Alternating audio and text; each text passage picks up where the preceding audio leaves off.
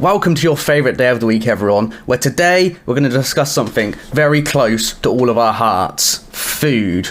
More specifically, what food did the Aztecs eat to survive, and did they enjoy a munch on human flesh? So I hope you can all join me today for this fantastic menu I've all set out for you. On today's menu, we've got a 3-course meal. For starters, we're finding out who the Aztecs were. A bit of light eating, but don't overdo it, because the main and dessert are extremely tasty. For the main, we're finding out what did the Aztecs eat, and how did they survive without a McDonald's around every corner. But don't go all in on the main, because the dessert gets even better. Were the Aztecs cannibals? Did they enjoy the munch on the human flesh? We're gonna find out. Stay tuned for dessert. And today, we have a special offer. If you like the video and subscribe to the channel, you get 20% off. Don't miss that. Don't miss that offer. Do not miss it. Make sure you get in on that. And while we're waiting for our starter, I do also stream on Twitch. So go follow me there while we're waiting for the starter. Twitch TV/Jamie's Day. Link will be in the description. Usually Monday, Tuesday and Thursday evenings. So, oh, did you hear that? Hear that ding? Our starter's ready. So, who were the Aztecs? Well, the Aztecs were a nomadic tribe who settled in Mesoamerica around the 13th to 14th century. They built a great capital called Tenochtitlan, I can't pronounce it. It's on screen now. Which had palaces, pyramids and temples.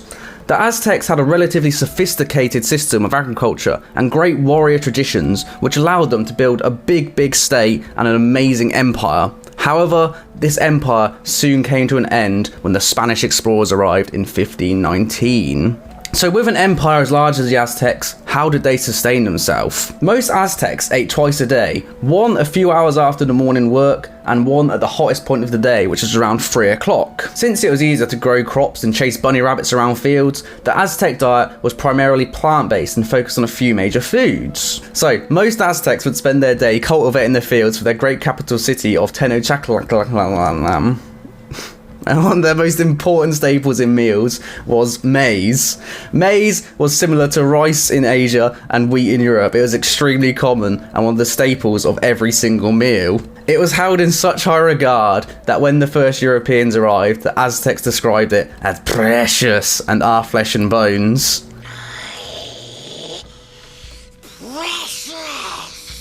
The maize was eaten in a variety of ways, including tortillas, tamales, which were maize dough shaped into balls and often filled with beans, chilies or meat in the centre and then wrapped up in more maize leaves, and atole, which was maize gruel in water flavoured with chilies, fruit, honey or cactus sap syrup.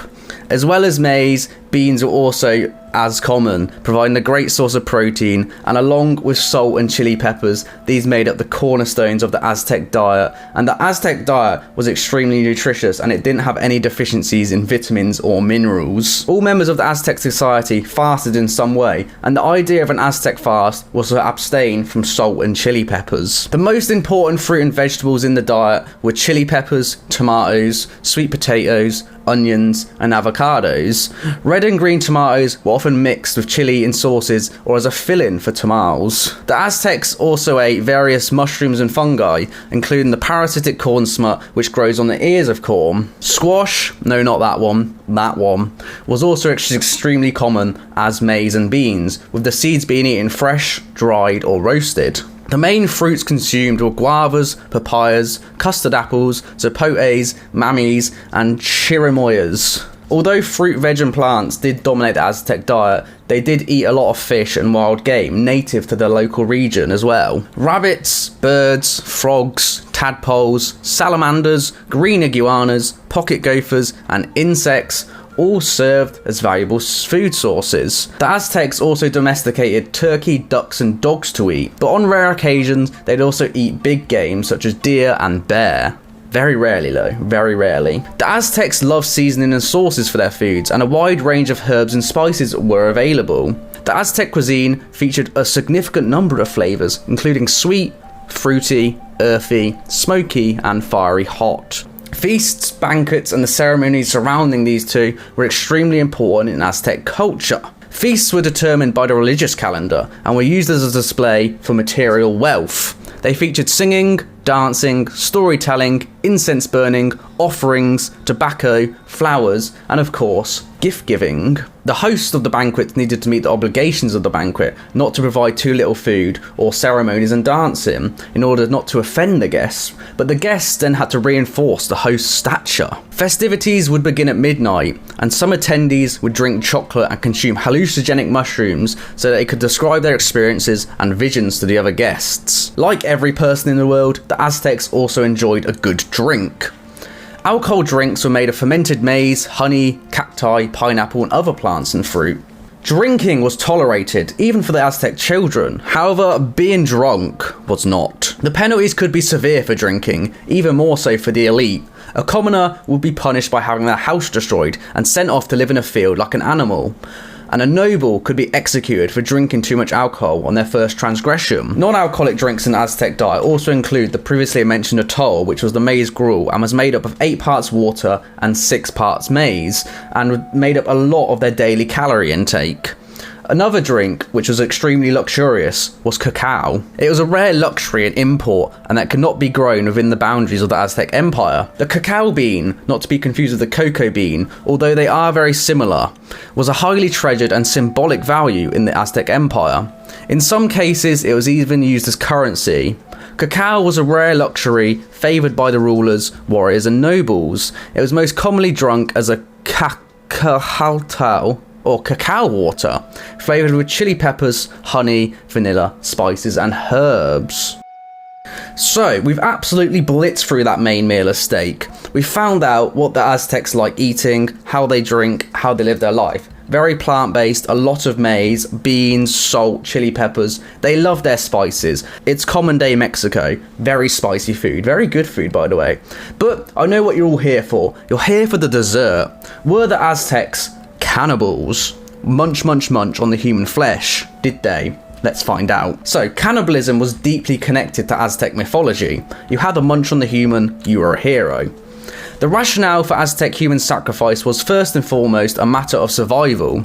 According to Aztec cosmology, the sun god Huitzilopochtli was waging a constant war against darkness, and if the darkness won, the world would end. To keep the sun moving across the sky and preserve their very lives, the Aztecs had to feed Huitzilopochtli with human hearts and blood. Since human flesh was seen as food for the gods, the ritual cannibalism had a sacred meaning and brought them closer to the gods.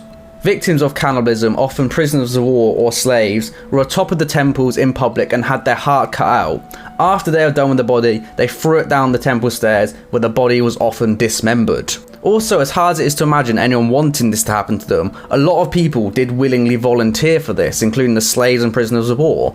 To have your heart cut out and sacrificed to the sun god, that one, was a great honour and was a guaranteed ticket to the afterlife to fight in the sun god's army against darkness. So after the body was discarded and dismembered, it was distributed among the elites of the Aztec Empire, where they ate it in stews with salt seasoning and even in tortillas. But it wasn't eaten with the ubiquitous chili. I'm not sure why, I couldn't find a reason, but my only reasoning is chili and human flesh taste bad together. If anyone knows the reason why it wasn't, let me know in the comments. Would be fantastic, thank you. While it is long theorized that Aztecs only engaged in ritual cannibalism during times of famine, another explanation is that consuming the flesh of a person offered to the gods was like communing with the gods themselves. As off-putting as it sounds, ritual cannibalism did most likely exist among the Aztecs, and it wouldn't have only been seen as normal, it would have been a great honour to eat the flesh of a human, as it brought you closer to the gods. So there wraps up our set menu today. I hope you've all enjoyed the food. I've had a blast. I've had a blast serving it to you all. Thank you all for watching and being here. Let me know in the comments what era in history you'd like to see on our set menu next. What food do you want to learn about next? I'd love to hear all your guys' suggestions. I appreciate all your comments. So thank you guys for eating my food. I hope you don't get food poisoning. I hope you all enjoyed. If you haven't yet, please do like the video. And if you haven't yet, please do subscribe. I've been Jamie's Day, your favourite day of the week. And this was What Food Did the Aztecs Eat? I'll see you all next time. Peace.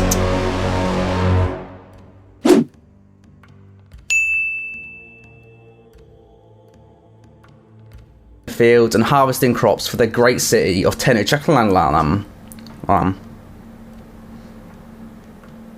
And their most important staples were maize.